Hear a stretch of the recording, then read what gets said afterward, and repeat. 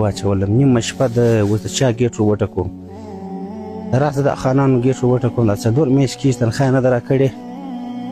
پر خټو پر دغه باندې پیسې لري ګر د ملا پر دغه یې توفیق ماته یې سره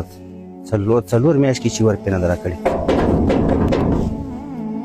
څه ووایم وټو بیا به ګیټ مولوي صاحب خیر پلار چیرې و دننه پیساب واخته پیساب واخته دی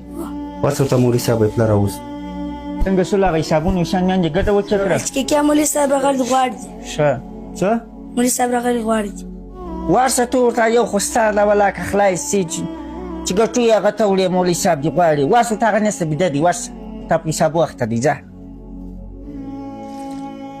هغه یو کروړ چې ور جمع کړه مازدیګر چې مې سړی ته رسولی و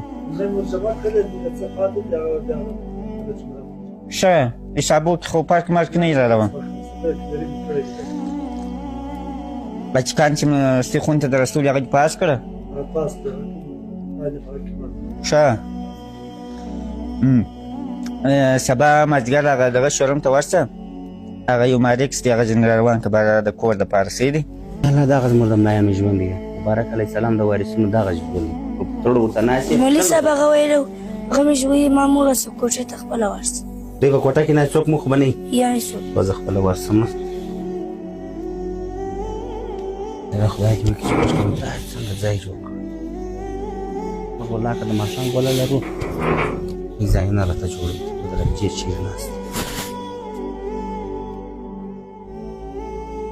تا حسابونه حاجي اجازه ده راکړه حسابونه وخیر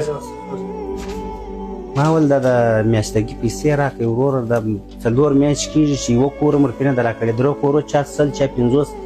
درسې څه احساس لري یو څه سوچ فکر لري مالته بچی په هسپتال کې پروت دی دلته پر لاس روپۍ قدرت نه لرم دوه واره کوچنی درته راواستم